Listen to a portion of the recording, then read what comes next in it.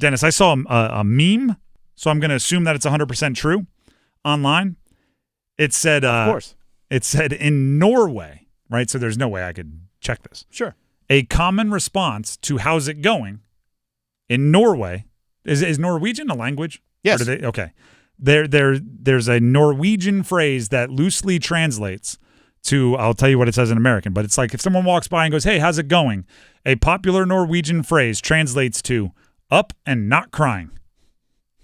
Okay. So you're walking in the hall like, hey, how's it going? And I'm awake and I'm not crying is basically a Norwegian phrase. To me, that's UNC fans right now. Like, what can you say about your basketball team?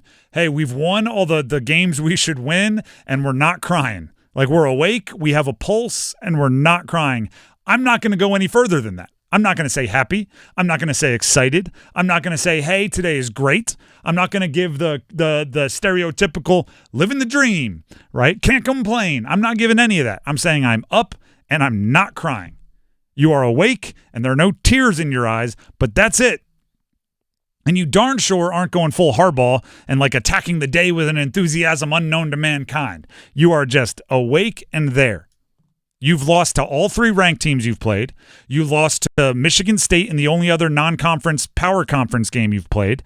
You have 5 wins, which have come against Elon, American University, Hawaii, Dayton, and Georgia Tech. Georgia Tech picked to finish 12th in the ACC. And the Dayton and Georgia Tech wins came down to the wire. Like, you're winning the games you should be winning, but some of them are way closer. And you're losing every game that's not an obvious win.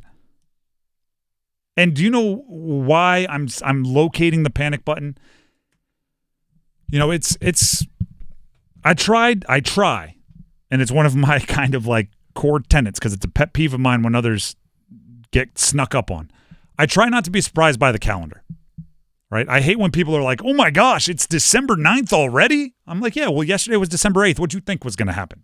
Like, oh, you know, it's December already? I'm like, did you not have all the days in November that the rest of us had to prepare for December?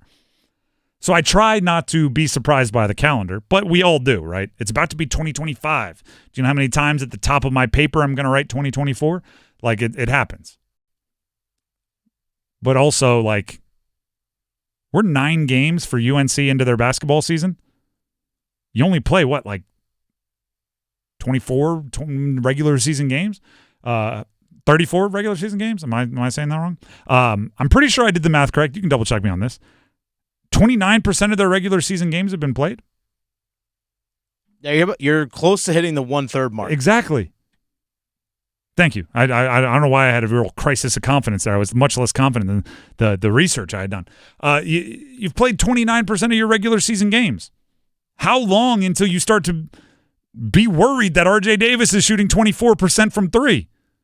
How long until you're worried that you really haven't figured out the style of play that works best for your roster when it comes to defending the opposing team's bigs and finding ways to rebound, or on the reverse, taking advantage of them having a big on the floor and you going small ball. Like there's a certain part of me, and I've said this for the last probably 2 weeks, that wants to go, RJ Davis will figure it out. He's too good not to. And to say this lineup will figure out the way they can play that won't get killed by opposing teams having big traditional bigs. Like you know, that they'll be too athletic not to figure it out. But now you're coming up on like 20, the 30, the 35% of your season being done, and you still haven't done it. Where's the point where we go from, oh, it'll happen. Oh, they'll figure it out. Oh, they're too good not to like, actually, you know what? I'm pretty worried they haven't. Like, a win over Georgia Tech is great. A win by 3 over Georgia Tech for a team that was top 10 in the country in the preseason polls, that's an issue. Right, if you're playing, like we talked about earlier, you're playing Kansas like they did earlier in the year, and they have Hunter Dickinson, and it's a tough game, and it's going to be national, and it's early in the season, and you lose. It's like, all right, yeah, it's fine. You had a dramatic comeback in the second half. I'm not worried about it. They have a big, that's a bad matchup. Hopefully you won't face someone with a multiple-time All-American 7-footer in the NCAA tournament. Maybe you can dodge Kansas. You can't dodge like a team as good as Georgia Tech. You're going to face at least 6 of them in the NCAA tournament that are as good as Georgia Tech. And you know, unless you play in the first 4, you only play 6 games. RJ Davis is shooting 24% from 3. I keep coming back to this. Maybe there was something last season with the way that they were built with Armando Bacot and Harrison Ingram that was giving him better shots that he's not getting now. Or maybe it's just a shooting slump, but Hubert Davis has to figure it out, and that the veterans have to figure it out. If not, I'm going to start leaning heavier and heavier into my take that Ian Jackson and Drake Powell should be more featured parts of that offense and more featured parts of the game plan. They're good. And I get seniority to an extent.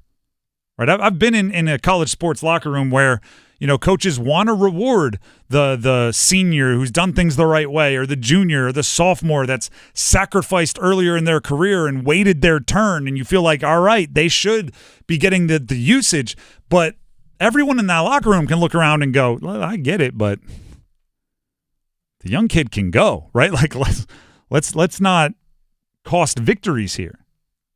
We actually did see on Saturday, we did see Drake Powell start. Jalen Withers came off the bench, as did Jalen Washington. You saw Van Allen Lubin actually starting in those spots as well. So you're starting to see some of the young guys get a little bit more playing time, at least early on in the games, at least rewarded with starting. And Ian Jackson actually played 27 minutes off the bench as well. Drake Powell started, played 15 minutes. Yeah. Van Allen Lubin started, played 16 minutes.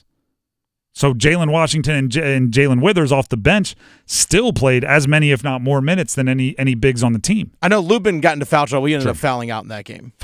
True. And there are moments where Drake Powell gets a little like. I look at this, and for especially Drake Powell and Ian Jackson, I go, you could let them work out some of the rust, or rust is the wrong word, so like early jitters of their career, right? Because they're not going to be perfect. Or you can have guys who are veterans make similar mistakes and not get the benefit of the young guys getting better. It's a really tough situation. This is the challenge for Hubert Davis. Let me word this in a way that I think will be more apt to what I'm trying to say. There is a fine line between sticking to your guns and understanding, like, no, when I've evaluated these guys over years, right? I know what they can do. I'm going to stick to my guns and let them prove me right. There's a fine line between that and just being stubborn and just not changing for not changing's sake, and not adapting for not adapting's sake. And knowing where that line is one of the toughest things in coaching. Knowing where because like you go into a season with a plan, right? Don't, like every coach does. This is how I see this roster playing. These are the guys I see being my main contributors. These are the guys I see being my sparks off the bench. These are the guys who I hope I don't have to rely on because they need more time to marinate, and hopefully they'll be contributors next year. Like, you have this whole grand scheme, and you go into a season and it might not work at first, and you're going like, no, I put a lot of time into that plan. I believe in my evaluations. We're going to stick with it. We're going to stick with it. We're going to stick with it. But there is a point where you're like, you know what? I may have been wrong on the plan. We need to try something new here. And you don't want to do it too early, and you can't afford to do it too late. It's very much the double dutch thing where, right? You ever seen someone jump in on double dutch where they're like, now? They're like moving back and forth, and then eventually they're in. And you got to pick the right time, or else you're going to catch a jump rope to the face. That's what Hubert Davis is doing now. Do I change things? No, not yet. And he's right there. At a certain point, maybe a week or two, it's going to be now. And you're going to have to jump on some changes and see if you can't get it fixed, because you don't want to wait too long. Waiting too long is a wasted season. By the way, UNC fell out of the AP top 25 in the update today. And they're kind of way down there. Not surprised. They're also receiving votes, but they're not in the top 5 also receiving votes. Like, they're down the ways. I didn't count, but I'm not going to lie, I'm surprised they even receive votes. Yeah, they're still North Carolina. I know, they're still North Carolina, but call it what it is. They've not played well. Yeah. Simple as that. And I think maybe starting Drake Powell and having Washington and Withers both coming off the bench is part of that shakeup. Now, Drake Powell did not score in the 15 minutes. Not enough attempts. Yeah, I don't know. Maybe just wasn't playing that well overall. But it's the lack. I said it last week. The lack of versatility in their lineup is killing them right now. And it's crazy because you would think without a traditional big, they should be able to switch everything and they should be able to do things that make it difficult on the opponent. And it's really not working out.